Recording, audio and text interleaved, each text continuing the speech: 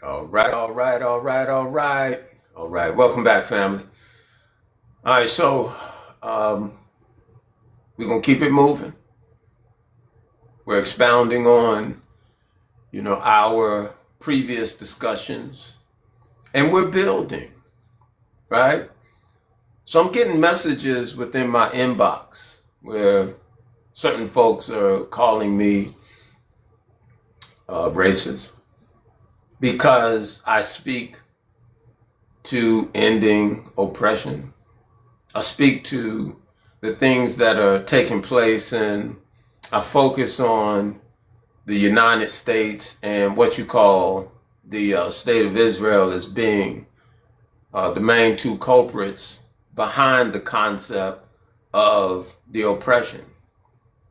But more importantly, I've come up now with a concept to tackle this not only locally, regionally, and nationally, y'all, but we have to do this globally. And they're banking on the fact that we will not be able to create networks to where we can stand against oppression. So I want to share some things with you about oppression, like the psychology behind it, the points within what supports it, because I just don't think a number of us have really like went that deep into it. But it will be good for us to understand like what they're doing, the tactics that they're using against us psychologically. We want to be able to deal with it from that standpoint so that we can educate ourselves and our families that we can prevent these things from happening. So also inside of the concept of the oppression, you all have been hearing me talk about pragmatism. So I'm going to speak to you about the detriments of American pragmatism. Because again, I think people get these things confused, and they think something along the lines of pragmatism is a good thing when it's not. It really isn't. When you're dealing in the pragmatics, you're dealing in distortion, you're dealing in lies, but they've made it appear as if it's a good thing. And these are the things that we try and promote to one another, for the most part. And when you think about what happened to the young brother Carmelo Anthony here, most recently, receiving 35 years for defending himself, this is a man that stood up against the white privilege. He was protecting himself against that, and he was sentenced and convicted because he stood up against the oppression. And you have folks that say, well, why didn't Carmelo go get an adult? When they did this and when they did that, just turn that thing around and ask yourself, why didn't the individuals that sought to put their hands on him, why didn't they go get an adult? Why didn't they do these things? But these are the concepts, that we have to deal with within the conversation of this thing called oppression. How we have to deal, with that white privilege, and how we have to deal with the systemic racism. And folks here in America, some folks want to even deny. They want to deny the fact that oppression, racism, or anything harmful is happening in America, especially to my people or people of color or what they call marginalized, individuals. And all of this is a part of that mental warfare, that psychology that they're playing against us. So we're going to talk about this, and we're going to open the doors to where we can invite more people to be a part of people united against oppression, so that in Cuba, in Haiti, in Venezuela, in Iran. Now, in Iran, it's interesting because they deal with oppression because they're being sanctioned and they have these embargoes. And there's a very mixed conversation. Oh, they're harmful and they do this and do that to their people. Come on, y'all. Right? You really will have to think about it. And I don't live in Iran, but based on how they deal with us here and how I see things across the globe, Iran is fighting. They're fighting to maintain their self-determination, to maintain their autonomy. And when you have countries such as the United States and or Israel that infiltrate the country and start using people from inside the country to try and, overturn the country, because they did that before. These are all tactics, centered around that oppression and the pragmatism. And we just need to be able to understand it for what it is. But some folks, look, they're just not going to get it. So I just want to say this up front and for the record. There are those of you that don't feel like oppression is a problem, but you need to understand this conversation is not for you. Okay? So let me just open up and just kind of get off into it, because again, and by the way, there's a link on my page right here. If you go to my page and right under where it says Saturday 11 a.m. you click that link, it takes you to the YouTube channel to where you can see these videos and other videos where we've talked about important conversations, expounding on these topics even more. And plus, I'm looking to build that channel up so you guys can subscribe, to that channel, as well. So here, tap the screen, you all. That part doesn't cost anything. That's how you show your support, for the live. And you all share the live and repost the live. So now, I'm going to get into just my research and some things that I put down as we're opening the doors to People United Against Oppression. And I just want to read to you some of the framework as it pertains to what oppression is, what pragmatism is, and then we can understand just how dangerous it is, and then more specifically just the psychological tenets and concepts around it. But this is happening all over the world. And as long as we individually try to deal with it, which that's what they're planning on, that will stay separate from that standpoint, then it's easier, for them to manipulate and or deal with us. But when we start creating networks globally that can deal with this, then there's a shift from that standpoint, and we get to enforce law in a manner and or way that it has not been done before. And this is what they hope we never get to that point, because right now people are under the impression that they are going to enforce a measure and or law upon themselves, and it's not going to happen. It's just not. It's not going to happen. And then they want you to think that you don't have the power to enforce any law, but we do.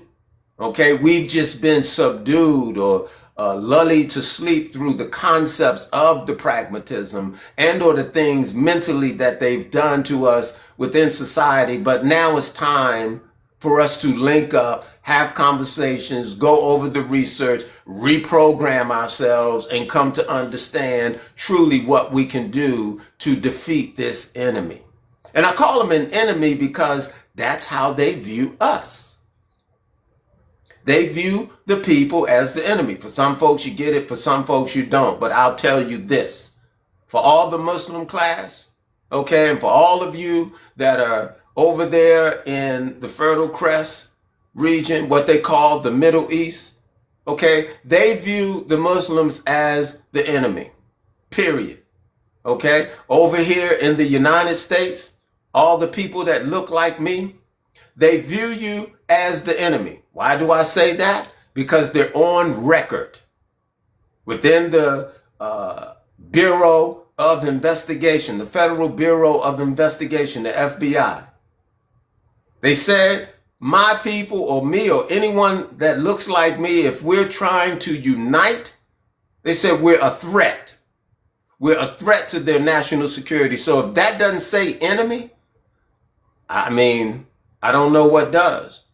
And they have this on record. They've never denounced it. They've never taken it off. None of your senators and or your representatives or your civil rights leaders, no one has challenged them on this part, on this point. The Black Caucus, man, all these folks are solid. We can't trust none of them.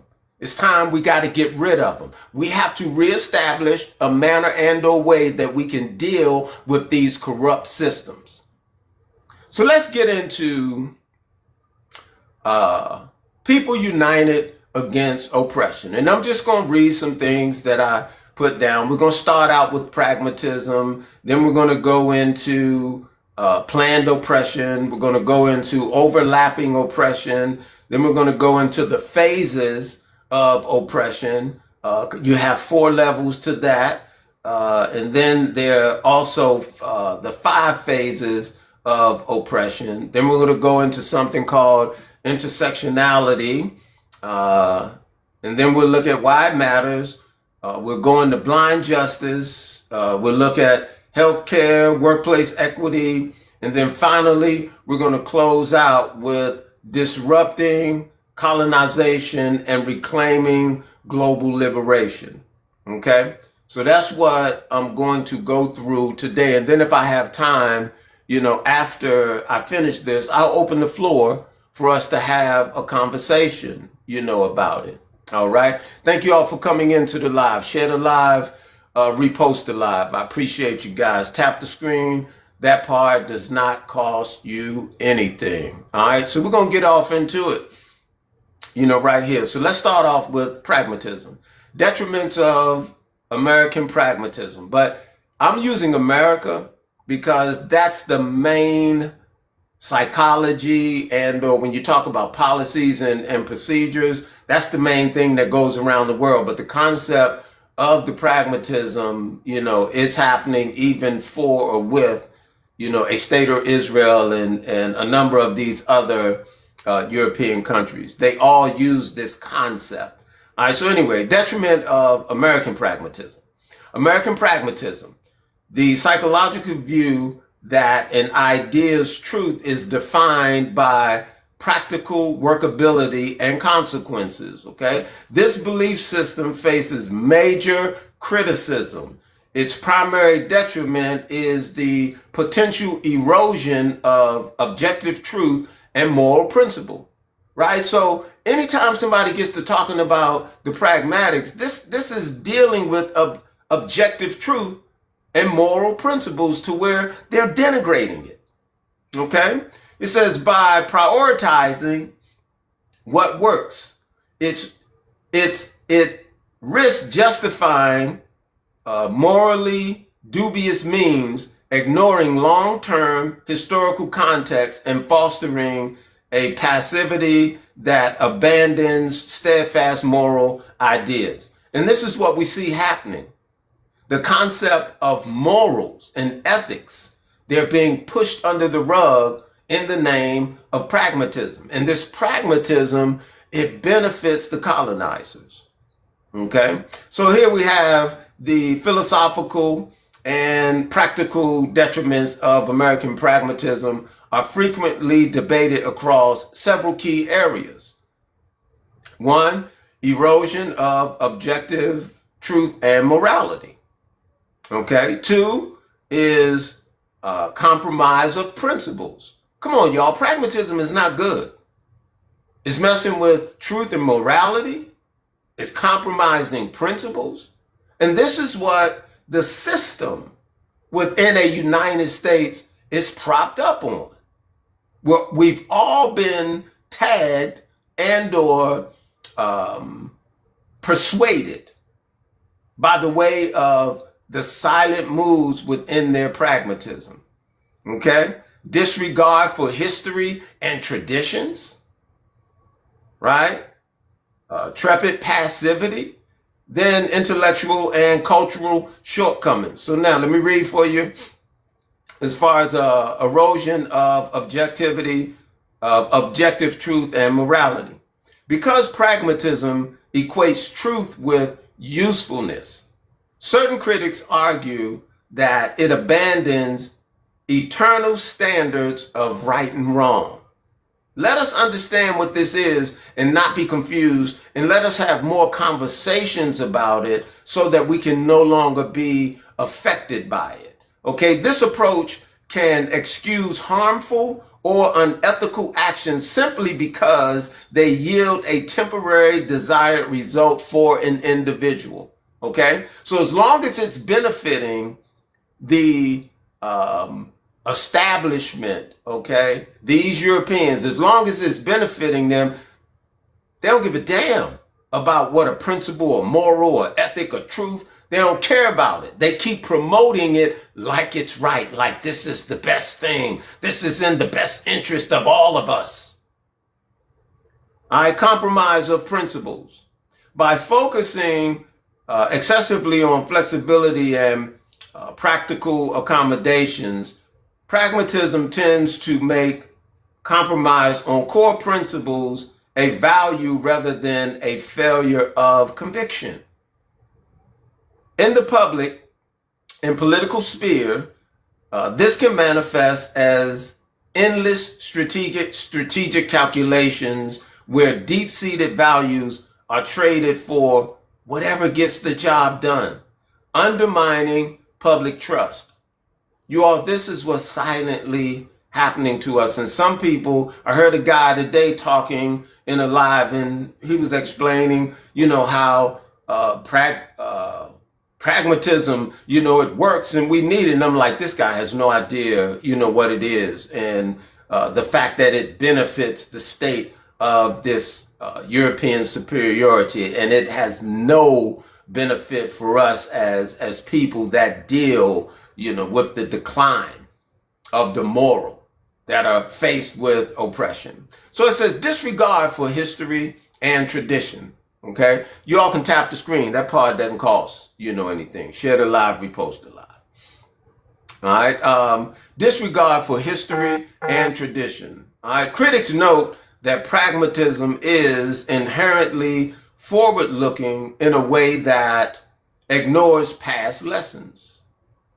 It struggles to account for undeniable historical facts and structural tensions, traditions, my apology, structural traditions, because it measures meaning largely through present expedience rather than long-term established values. All right. So with trepid passivity, right? Instead of taking decisive moral stances, pure pragmatism demands emotionless, cost-benefit calculations, which can lead to oh gosh, this word twists my tongue up every time. An ethicized, too little, too late response to real human justice. Intellectual and cultural shortcomings.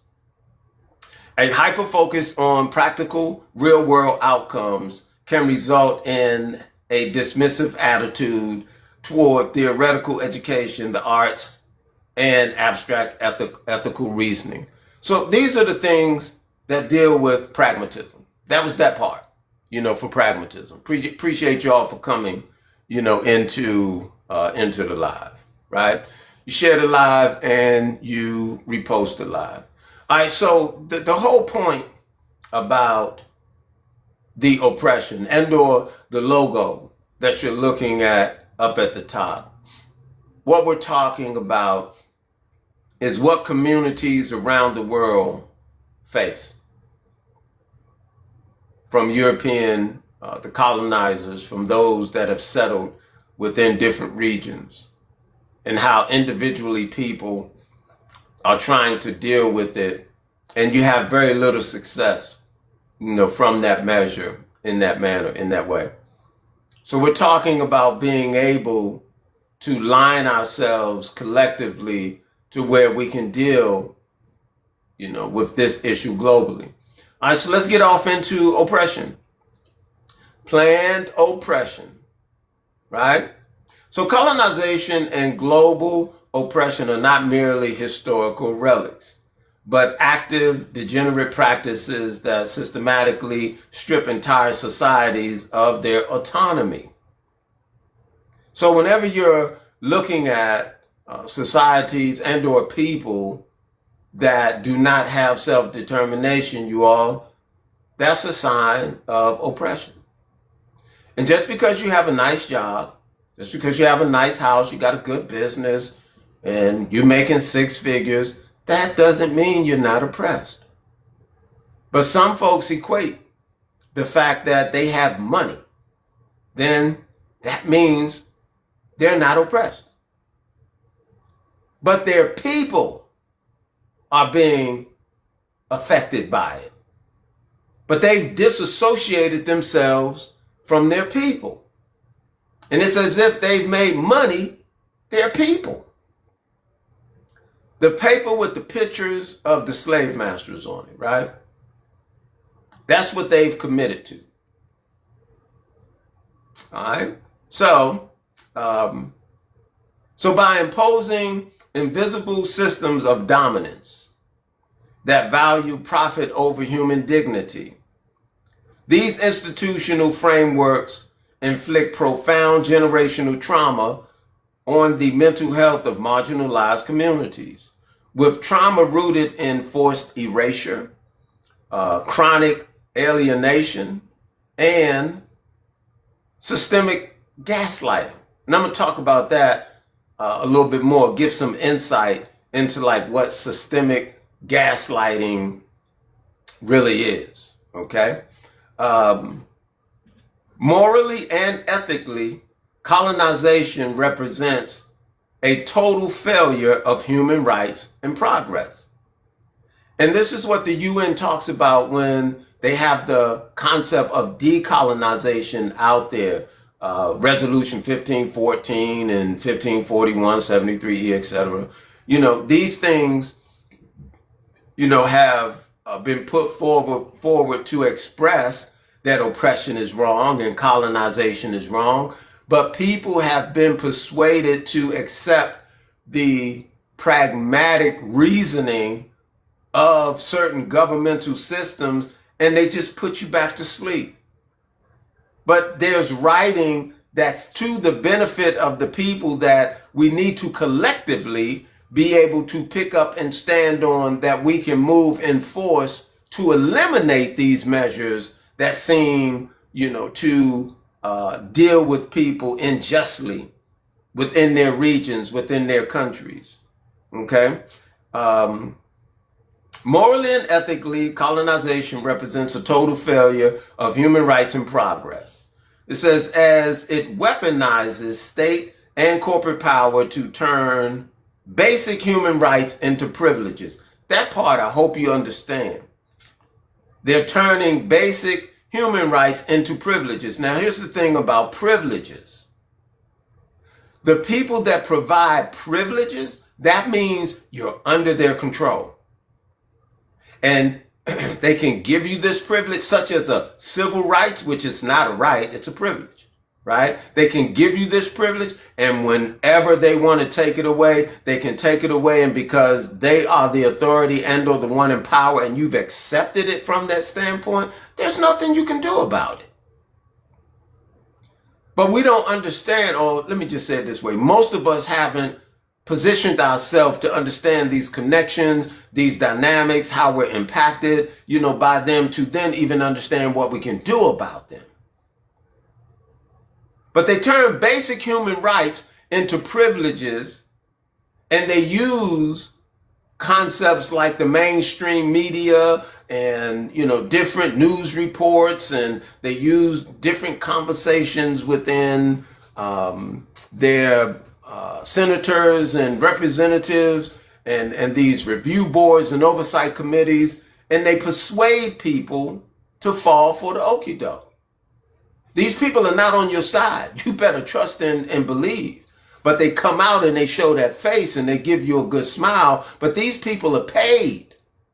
No different than lobbyists are paid to do different things. These people are paid to function within the interest of an organization to the benefit of something other than the welfare truly of the people or empowering the people. All right. So, turning basic human rights into privileges, making its aggressive dismantlement an urgent duty for global liberation. So if we want autonomy, self-determination, we have to dismantle oppression in all of its forms. So now let me go back to that systemic gaslighting. Okay, let me go back to that. So systemic gaslighting, thank you all for coming into the live. Systemic gaslighting is a form of psychological manipulation where organizations, cultures, or societies or societal structures, they distort reality. Okay? So this is looking at how that whole thing within the oppression, within the concept of the pragmatics, they're distorting the reality. All right? It conditions individuals or marginalized groups to doubt their own perceptions, experiences, and sanity in order to maintain established power dynamics and avoid accountability. If you all don't understand and or see this is happening in real time, as you look at what they call a state of Israel, as you look at the United States on the global scale, they don't adhere to international law. They don't hold themselves to any accountable standard, but they say everybody else is supposed to be held to an accountable standard under their measure. But them, no. That's oppression in your face. So now let's look at overlapping oppression. As we talk about this concept to where people united against oppression, we look to deal with this strategically, not just in our local areas, our regional areas, or nationally, you all, but we have to get international with this. All peoples around the globe that are affected by the colonization of Europeans or the settling or the settlers that come in, and you see what's happening across the planet right now. You see what they're doing. And again, for having this conversation, they say I'm a racist because I'm speaking to want to eliminate the inferiority aspect, or let me say the European superiority, to where they feel they get to dominate and or tell everybody what to do. So if for that reason I'm getting hate mail and being called a racist, I say thank you. Thank you.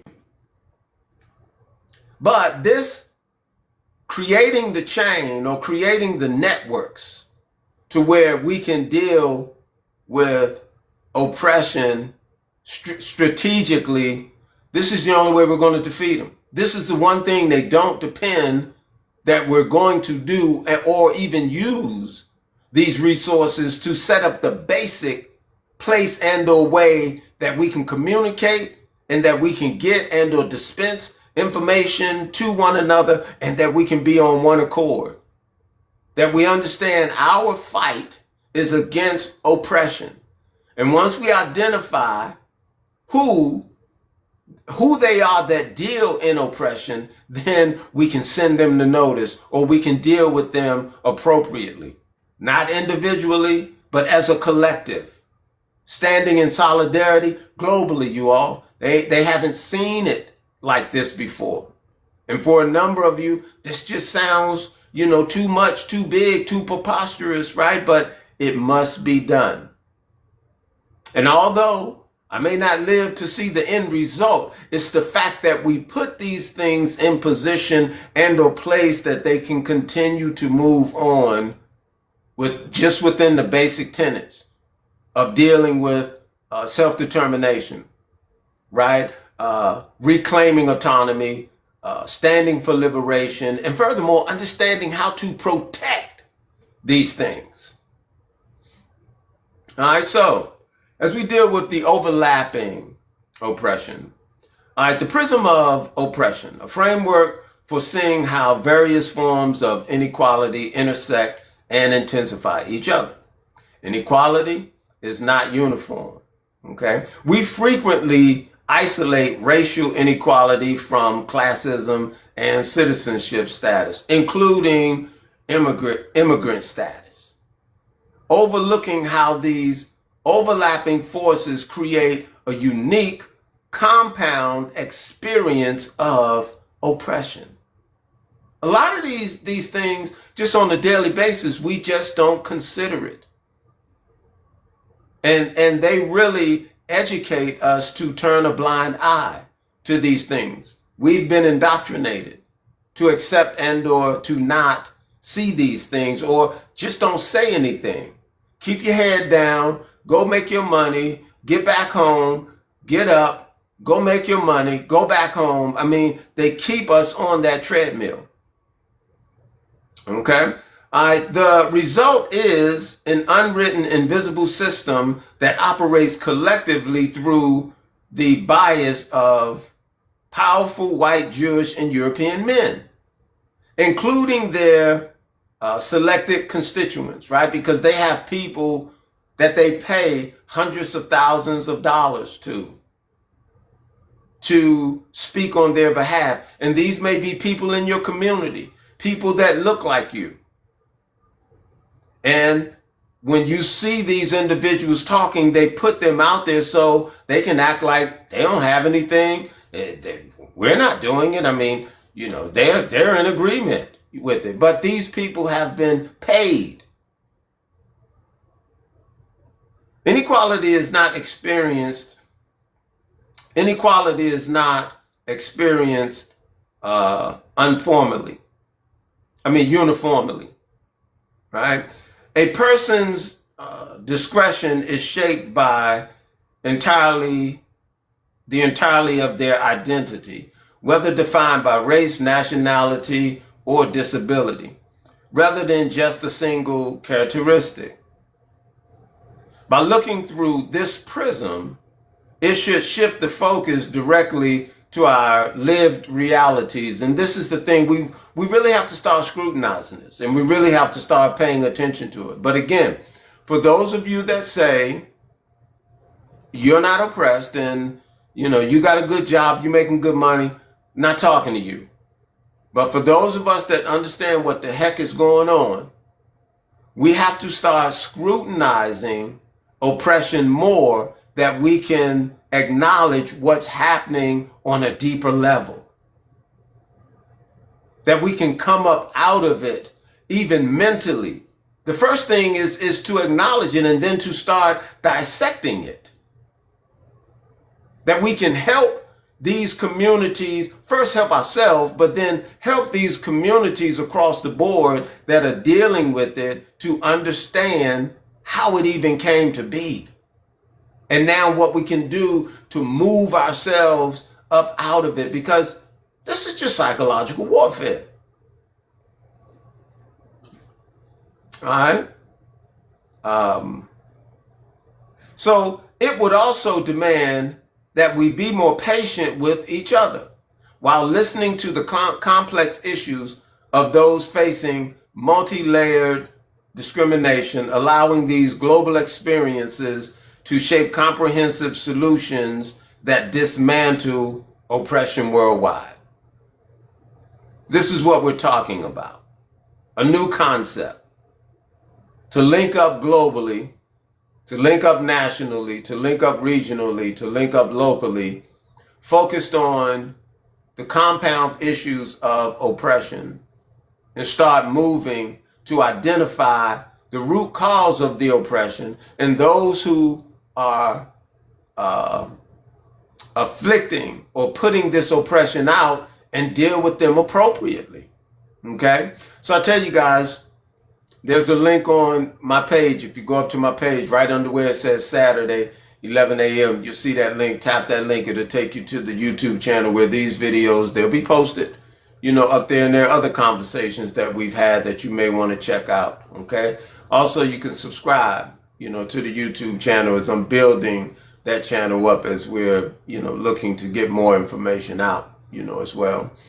All right, so let's talk about the phases of oppression. All right, so here, the tenets of oppression are interconnected beliefs, structures, and behaviors that systematically disadvantage target groups while benefiting a dominant group. So who do you think all of this is benefiting? It's benefiting, okay? It is benefiting European men, Jewish men, the state of Israel, the American and the United Nations. This is benefiting that world dominance of the Europeans. They've systematically put these things in place. And we just have to now acknowledge it, be methodical with respect to how we deal with it, and tear it down. Having deeper and or broader conversations as what's happening in real time in America. A young man just got sentenced to 35 years under the acts of oppression for simply trying to defend himself, for standing up against the white privilege. And we'll get into that later. But so looking at the phases of oppression, thank you all for coming, into the live. All right. The tenets of oppression. Oh, I just read that. Okay. The dominant group. Okay. Oppression is widely categorized into 4 levels, right? And manifest in 5 distinct forms. And this is what we're going to go over. And this is what we have to have these conversations about. So, as you're interested in understanding more about people united against oppression, these are the things that we'll be previewing and talking about and sharing within our communities. How it's broken down into, 4 levels, and how it manifests within 5 distinct forms. Because if we've never analyzed it before, then it's like we're not even aware of how deeply entrenched it may be within our subconscious, our conscious, and or how we're just blindly ignoring it every day and just trying to make it as if this is a normal thing. But again, this is what the pragmatism does, and how these 2 concepts within pragmatism and oppression, they work so well together. Because it keeps the people hypnotized. It keeps the people under the hand of the colonizer and or the oppressor. All right, so here. So it said 4 levels and manifests in 5 distinct forms, often seen as the many phases of oppression. So the 4 levels of oppression. All right, these 4 dimensions consistently reinforce one another to normalize and sustain systemic inequality. So you have the ideological, so the foundation, deeply ingrained societal beliefs that one group is inherently better, more capable, or normal, while other is deemed inferior, or deviant. Institutional, it says the systemic embedding of ideological beliefs into societal structures, such as that pragmatism, right, including laws, right, which we realize this thing that you call America, there are two Americas, one for the white folks and there's one for the black folks. We don't talk about it much, but I tell you, I'm working on a film that explains the intricacies of that story and being able to explain it, from our experience, because there are two Americas, right? But including laws, the justice system, healthcare, education, and the economy, right? Then it's interpersonal. The daily interaction between individuals where prejudice, bias, or the assumption of dominant superiority is outwardly expressed. Now that goes into, like I said, what happened to a Carmelo Anthony. Here you have some individuals that feel as if they're dominant and they're going to go and approach a young man and put their hands on him outside of, if anything, going to get the adults and or someone else to deal with it. They're going to run in their little mob, and unfortunately, somebody lost their life. And now a young man, because he stood up to defend himself, and he stood up against this white privilege mindset, they now punish him to 35 years. Now, he may get a new trial and all of this because of how, messed up things were with his trial, but they already understand, well, he at least going to do 5 years, 10 years, maybe 15 before that transpired. They're not going to let him get off scot-free. And then the whole time while he's there, they're going to put him to work. Free labor.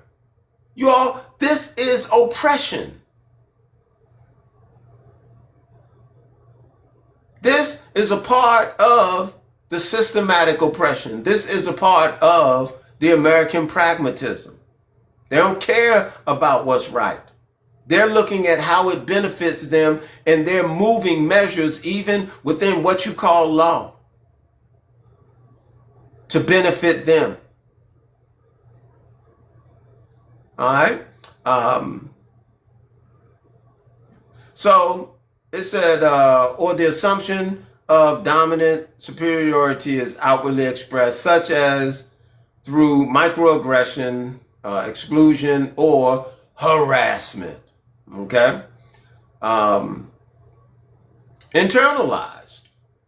When members of the marginal group unconsciously absorb, accept, and act upon the negative societal stereotypes and limitations placed upon them by the dominant group. And this is what we're saying we have to come up out of.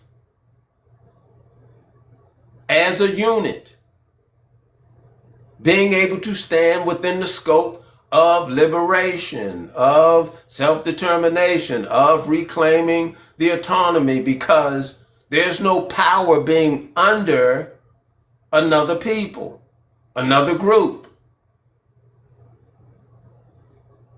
We must understand what it means to reclaim autonomy. And you can't do that inside of their democracy. Their democracy is responsible for the oppression that we face in America, Democrat or Republican. Both hollered, "Make America Great Again." Bill Clinton in the 90s, you're Donald Trump here, in 2026 or 2025 or, however long he's been hollering, "Make America Great Again." You all, it's two heads, same body. It's a psychological game that they're playing that we just, for a number of us, had not really analyzed it to even understand why it's a detriment. And why now people must be united against oppression. So, internalized. Oh, I did read that one. All right, so let's go into the 5 phases of the oppression. All right. Let's see. All right, so you have a political philosopher. His name is Iris Myron Young. So he outlined 5 specific conditions that define group oppression, requiring the critique of injustice to look beyond mere wealth distribution. So here we have exploitation. Let's see. So we have exploitation, marginalization, powerlessness, cultural imperialism, and violence. So these would be the 5 phases connected with oppression. So with exploitation, it says the systemic transfer of the fruits of the labor of one social group to benefit another, often resulting in unfair compensation and a denigration of the workers. These are things that we openly experience and we argue about, even as we talk about a doggone minimum wage and how systemically, people are just continually being denied. Just a basic standard within life, all to benefit someone else. Marginalization, the act of confining a group of people to the margin of society, effectively rendering them useless and severely limiting their ability to participate in society, in social and economic life. Some folks say this is not happening. They say we all have the same opportunities. I don't know what world you live in. Okay? It's not available to everyone. Some folks, like I said, they make it available, they get through. But it's just not that black and white. There's a proverb, not a proverb, but when you go to Ecclesiastes in the Bible, that verse number 7 and 7, it says, oppression, it should make a wise man mad. So when it comes to the concept of oppression, we should all be mad. But you got some folks that deny it even exists. Again, because they got that good job, they got a good business, they might make 6 figures, or whatever, accolades they have, or whatever. There is no oppression, there is no racism. The second part to that verse says, but a gift destroys the heart. So it says oppression should make you mad. It said, but the gift destroys the heart. So in this society, they make you say that there is no oppression when they start giving you the benefits, allowing some of you to succeed. And for that, you'll turn around and you'll say, I don't know what you're talking about. So the gift of the benefit, it has destroyed your heart to even speak against the atrocities that's happening to your own people. Now, I'm not saying that you shouldn't, strive to have a better life for yourself. But even as you're having that better life, don't act like people aren't suffering. Don't act like oppression isn't real. Now, it would be different if you're like, well, I understand, it's happening, but I don't want nothing to do with it. I mean, you'll still be frowned upon, but at least you acknowledge the fact that it's going on. You got some folk that just try to tell you this conversation I'm having is all make-believe. and everything is available to everybody at any time. You just need to get in there. And you just need, stop playing the victim. Stop playing the victim. And I tell you, don't nobody play the victim better than the Jewish community. When you look at what has transpired throughout the years, I talked previously about 1915 to 1938, where it talks about 6 million Jews. This is before a World War II, okay? And these are newspapers, by the way. The Sun, which is a New York newspaper, New York Times, Atlanta Constitution, the Gazette in Canada. See, back then they used newspapers like we use mainstream media today. So these were like really legit media outlets. But in one of the papers, it spoke about them receiving, in the 20s, about them receiving $1 billion to rebuild Jewry. Now, you'd have to understand the value of $1 billion in the 20s was so much more than what it is now. And then they got another $100,000. And then they got another $50,000. And all these people did was play the victim, cry the victim, whatever. And they got paid. And still to this day, they tell you, don't forget this, don't forget that, remember this, remember that. And they're still getting paid. So don't you ever fix your mouth to tell me or my people that we're playing the victim, or to stop playing the victim when these people do a real good job of it in your face every day. And for a number of you, you support it. See, that's one of the tenets within oppression.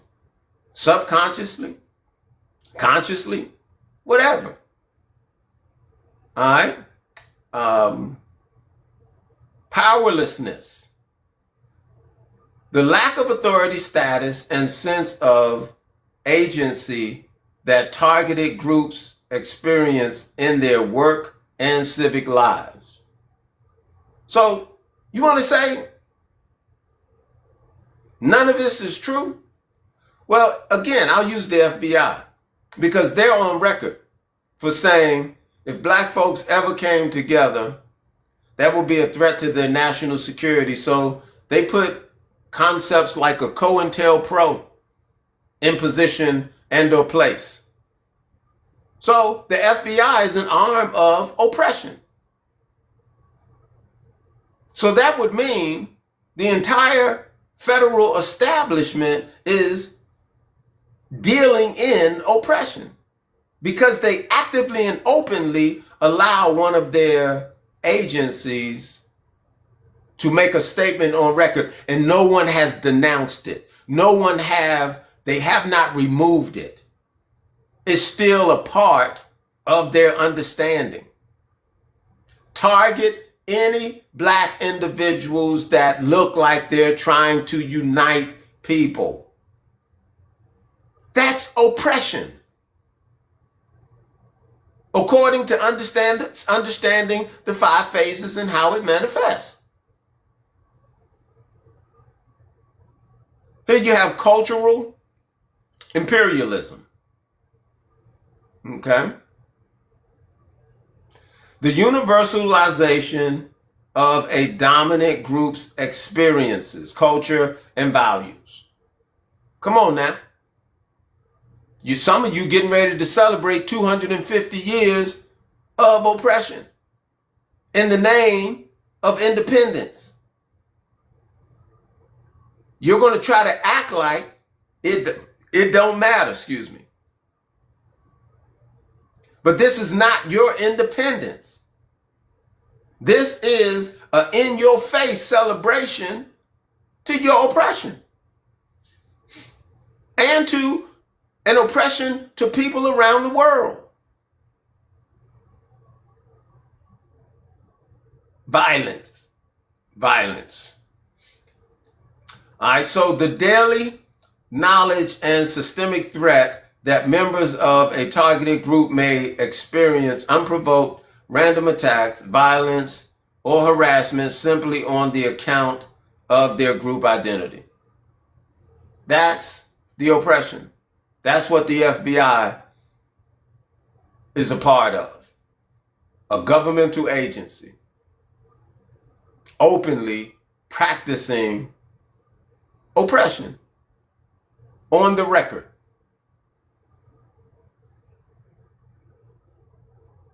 All right. So let me go to blind justice. All right. An impartial legal system engineered to protect the innocent and judge the accused solely on evidence, entirely detracted from personal identity. What we understand, that will be a blind justice, right? But within this system, we haven't seen a blind justice. Again, like you have the two Americas, one for white folks and one for black folks, you have two judicial systems as well. They deal with black folks one way and they deal with white folks another way. And I'm sure in other parts of the world, these same concepts and practices are taking place, do transpire, right?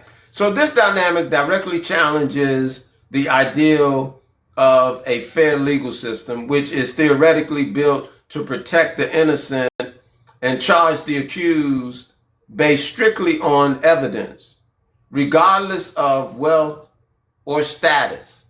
So you all know right now, if you got Epstein money, you might be able to be, not even have to see a courtroom. So there's no blind justice right now. They deal with it based on respect of a person, their friend, or whatever the case may be. He says, while the law claims to objectively invisible and or overlapping systems of oppression ensure that true justice is rarely experienced uniformly. All right, so let's talk about healthcare real quick. Thank you all for coming into the live. So let's talk about healthcare real quick. As we focus on what it means to break down oppression and free ourselves from the colonization, being able to reclaim autonomy, to stand on liberty globally, you all, because right now there's one faction within the world that's oppressing entire nations of people. This is a cabal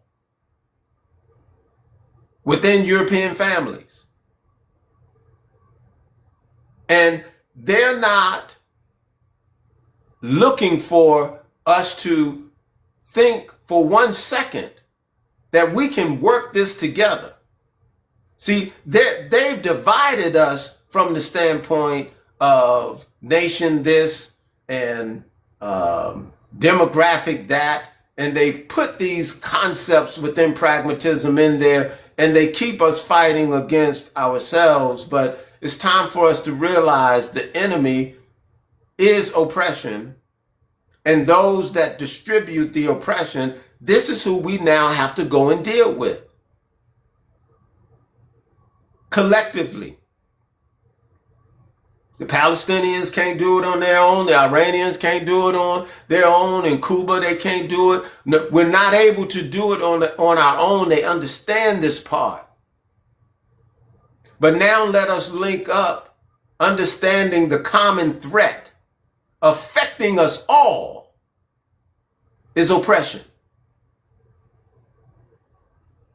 Now we can do something to stand in solidarity, as I said, not only locally, regionally, nationally, but we're able to do this internationally as I'm introducing People United Against Oppression.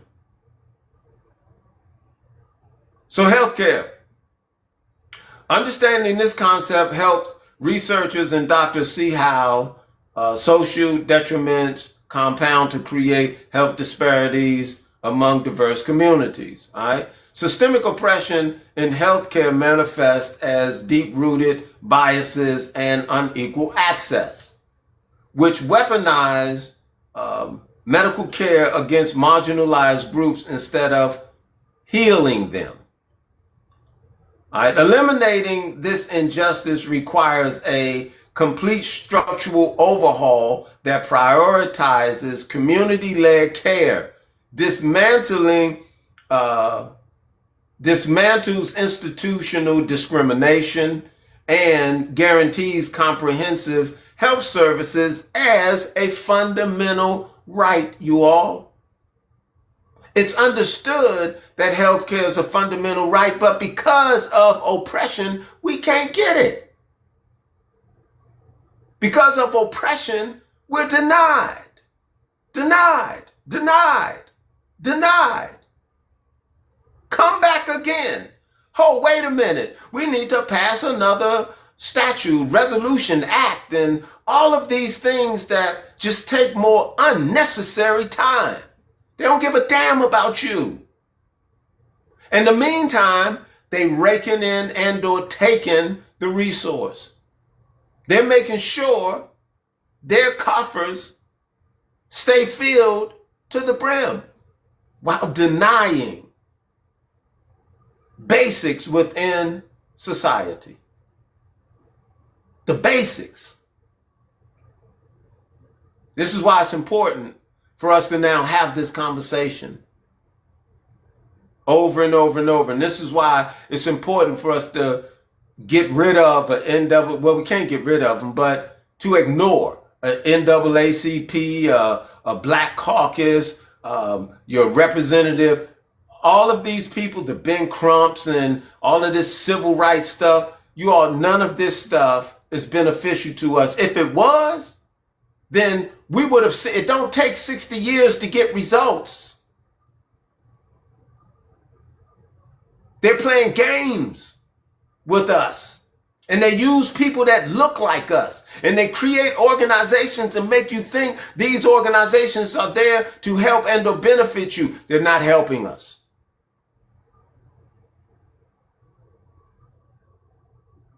This doesn't say that they haven't done this, they haven't done that. Yeah, well, these things are done to make you feel. It's like symbolic victories. But for real, the NAACP and all of their said to be glory, that's just Jewish underwriting. Historically, we know that.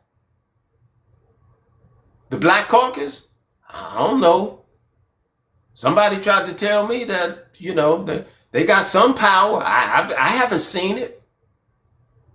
Civil rights, most folks are confused and thinking it's an actual unalienable right. This is confusion. A civil right is an oppressive measure, especially when it's given to you by the oppressor or the colonizer. Because we're focused on decolonization. We're focused on reclaiming autonomy. We're set to have self-determination. If you want to go vote, go damn vote for liberation.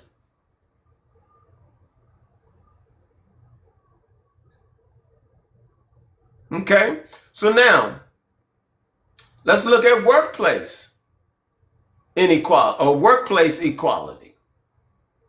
It forces institutional policy to consider how someone can experience discrimination on multiple mutual dependent fronts. An example would be ageism and sexism at the exact same time. So cultivating true workplace equality dismantles systemic oppression by ensuring that marginalized professionals receive acceptable pay. Okay, sorry about that. That they receive, where was I? They receive equitable pay, shared corporate power. See, there used to be a time things like this were like in place when people got pensions and stuff like that. But that was all, at a time when white folks were at the front, of the society. And this is kind of what they mean, by they want to make America white again, or I'm sorry, they want to make America great again, right? This is where they then gave out the benefits, but once people such as myself started coming aware, they were like, okay, we need to move on. We ain't giving them nothing. We're going to make it as hard as possible, for them. And we'll set some crumbs out, but we're not going to open the suite and deal with them as an equal. It's not going to happen. So, okay, then we need to disassociate ourselves from what they're doing, because otherwise they're just going to continue the oppression. Because that's what they do. That's what they do. Right? Shared corporate power and physiological safety.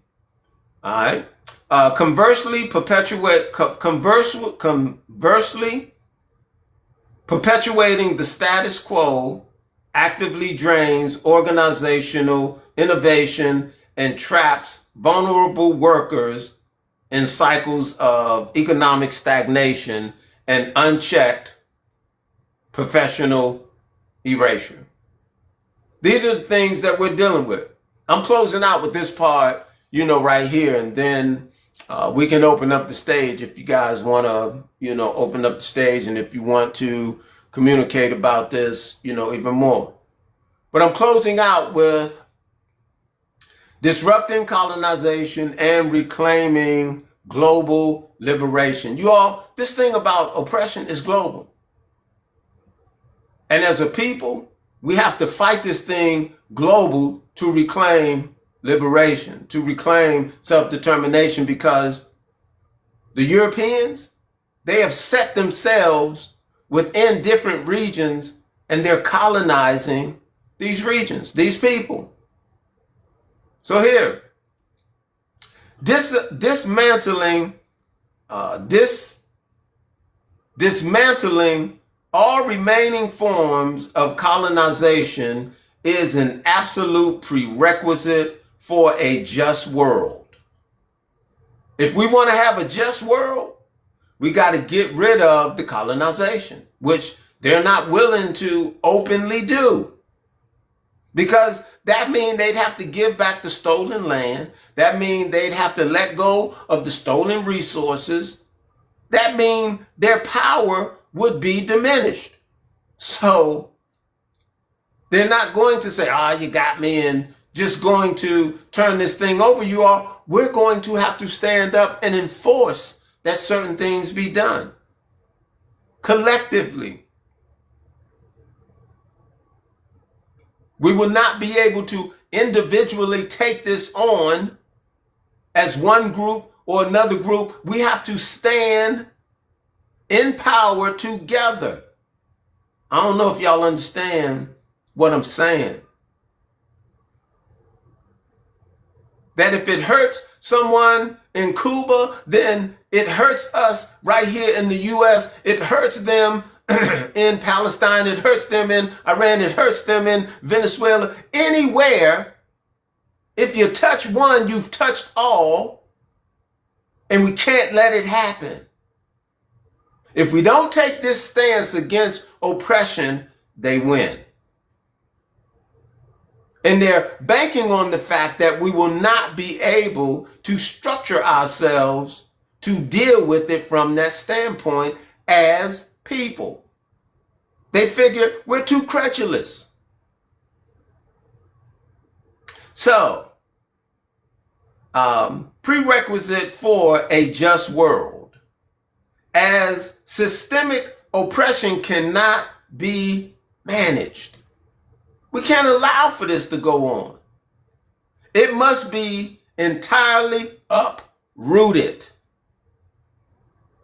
Across the globe, modern colonization manifests not just through physical occupation, because you got some folks saying, well, the African countries, you got black folks running that.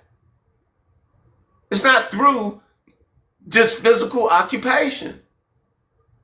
This thing within oppression, you all, it goes deep. They've invested in it. They pay people to oppress their own people. And we need to uproot it. Okay? It's not just through physical occupation, but through economic dependency. Economic dependency. Right? They do that to a lot of countries, as well. Cultural erasure. And the exploitation of indigenous lands. Y'all know these things are real.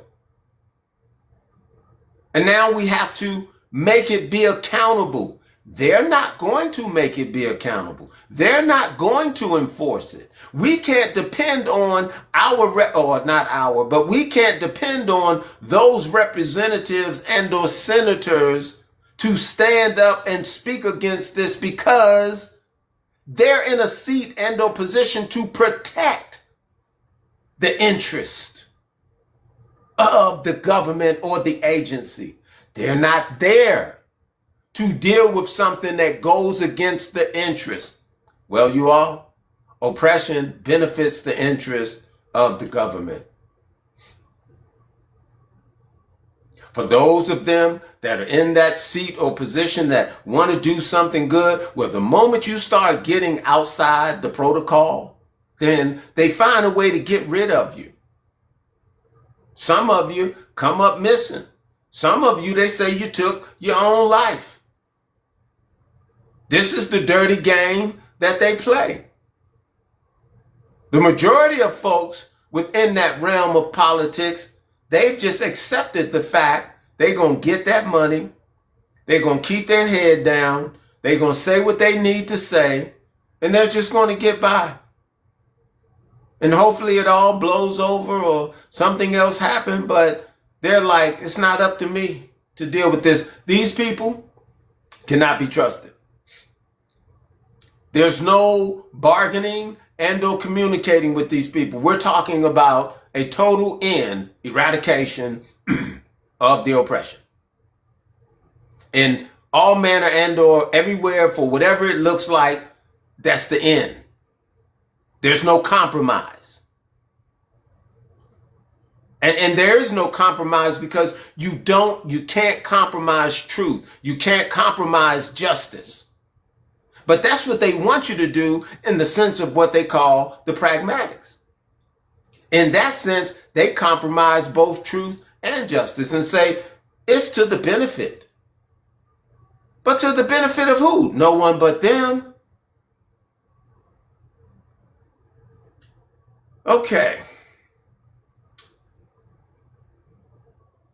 Okay, across the globe, modern colonization manifests. Okay, I think I read that. Not just through physical occupation, but through economic dependency, cultural erasure, and the exploitation of indigenous lands. Disrupting these deep-seated structures is the only way to pave a definite path toward global liberation. Forcing a shift from systemic exploitation to universal self-determination. This is what we're talking about. Making self-determination universal, because right now it's not. You can try to fool yourself all you want and say countries in Africa, are independent and this, that, and the other. No, they belong to the European Union. And those that don't belong or succumb to the European Union or the United Nations, they're embargoed and sanctioned and they're oppressed. They're punished for not allowing the oppressor to come in and put his rule and or standard within their society and or their government, then they're punished.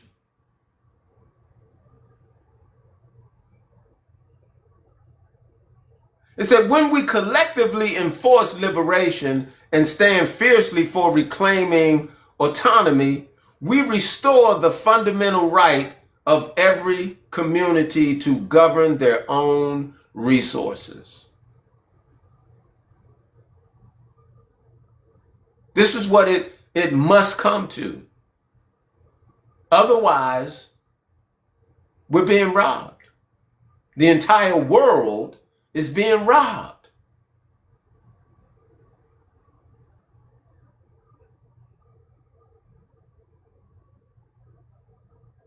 Okay. Of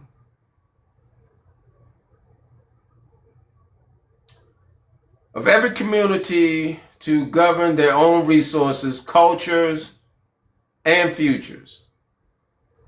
Ending oppression globally unifies humanity, transforming fragmented, survival-driven societies into a collaborative global network fueled by shared innovation, equality, and genuine peace. Y'all, we don't have peace in the world right now. As long as these people are at the forefront of the world right now, as you look at a state of Israel and you look at the United States, we don't have genuine peace. And everybody is getting robbed. All of the nations, all of the people, you're under the scrutiny of the colonizers. In the last two sentences here, true global progress is the end of oppression. So if we're not talking about ending oppression, we don't have world peace. We don't have any global progress. Stop fooling yourself. Make America Great Again doesn't deal with the end of oppression, so it's not progress. God Blessing America doesn't deal with ending oppression, so therefore it's not a blessing.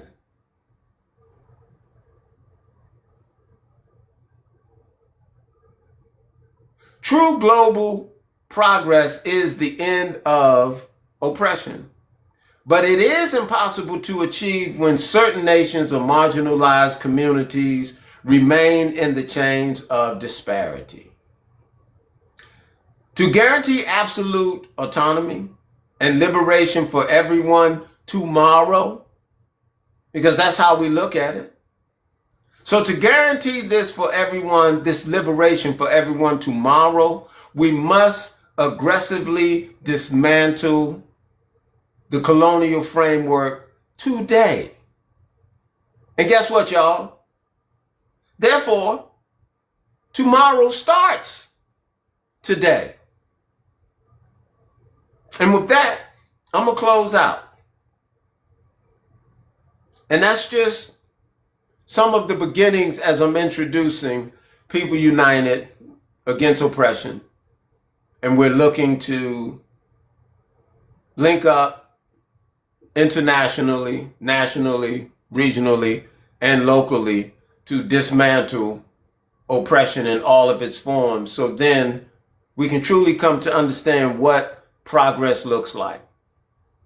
But if we don't keep the scope and or concept of oppression in front of us, then they're going to have their way through the pragmatism, through the psychological warfare that they've duped and or they've used to indoctrinate, the people. All right. So yeah, the stage is open, right now. And I know they probably say it's hard for folks or for you guys to see how to come up. But if you want to come up, you can probably just put a comment and say, bring me up. That way I can see, I can bring you up, because I don't know if you can tap the little plus sign, that's right there. Okay. Appreciate you all for coming, into the live and having this conversation with me as we are introducing the concept where people united against oppression, and we're laying out the framework for us to connect with individuals, again, on all levels, more importantly, internationally. As we have a real big problem with oppression in the United States, there's a real big problem with oppression in Gaza. There's a real big problem with oppression in Cuba, Venezuela, Congo. I mean, you name it. Africa is plagued with the oppression. This is around the world. So we're looking to deal with the people that are affected by this oppression, arming people with knowledge and understanding to where we can collectively stand against anybody. As a united front, as a united force against anybody. At that point, they're overwhelmed. And they know this to be the case and or true. So they spend billions of dollars to make certain we stay separate. And then they have those, the Judas, right? They have the Judas who's looking to take the 20 little pieces of silver to then turn around and punish and or afflict his own people, but they too will be dealt with. But this thing about oppression, you all, is serious. Serious business, serious work. Y'all see these bags under my eyes? Y'all see them? That means I don't sleep. This work, it keep me up all night. I don't sleep. So, since nobody wants to come up, I just want to say thank you all, for coming into the live. And I'll tell you, there is a link on my page. You look right on my page, right under where it says Saturday at 11 o'clock. There's a link. You click that link, it'll take you to the YouTube channel where this conversation will be posted. And there are other conversations you may want to check out. It's a newly developed channel, so subscribe to the channel. Help me build, the channel up. And every Wednesday at 9 o'clock, we have these discussions. We also have pop-up, conversations, as well. Okay?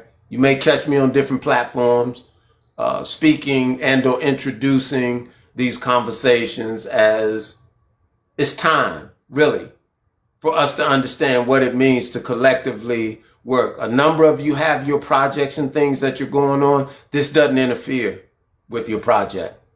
This enhances your project, that we understand how to connect, that we can work to defend ourselves against the oppression, that we can achieve our goals. Okay? All right, so with that, I'm going to bring it to a close. And I say thank you all, that shared the live, that repost the live. For those of you that, put the likes up on, the board. For those of you that followed me, I appreciate it.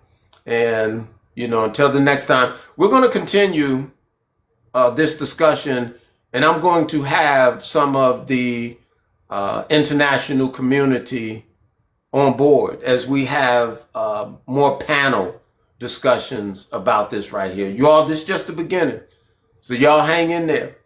And, we're having strategic and or structured conversations as we deal on other platforms, like Telegram and some of these other platforms, as we set up committees and things of that nature. We'll be creating a legal team, or needing to hire a legal team. Let me say it that way, because the greatest part of what we have to do really is going in and unraveling all of the lies that they've put out in the name of legality, you know. So we got to go in and we have to undo, you know, those things. And thankfully, we've done a lot of the research for right here in America. And the truth is, if we, not if, but as we accomplish this in America, then it just makes it that much easier to then accomplish it in other places around the world. But that doesn't say the rest of the world has to wait and see what we do in America. It's just we have to understand the complexities within these different legal systems within different places. But that's where the people from those communities come in place. Just like you have people such as myself in the States, there are other people within those countries and regions that are doing the same thing. And they understand the dynamics within their system. And we just need to bring this concept of ending the corruption, because it's made clear to us the oppression is the root cause to these problems. If we can uproot oppression, then we can deal with a genuine sense of peace. We can reclaim authority, autonomy. We can function as a society and or in a manner or way that people should function.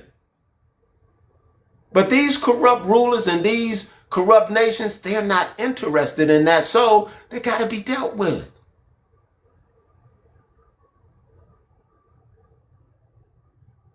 And we strategically have to look at how we do it. Again, individually, the Palestinians can't do it.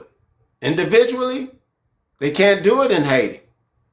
But one thing we all have in common is oppression. And the culprits, it's the European Union. It's the state of Israel. It's the United States. These are the culprits. So no amount of money can be offered. I don't have a number. No amount of money can be offered to compromise, uprooting, or dismantling oppression. And with that, I say good night. Tell you guys, go to the YouTube channel. You'll find the link on my page right under where it says Saturday at 11 a.m. Click that link, subscribe to the YouTube channel. Good night, good morning, good evening, wherever you are.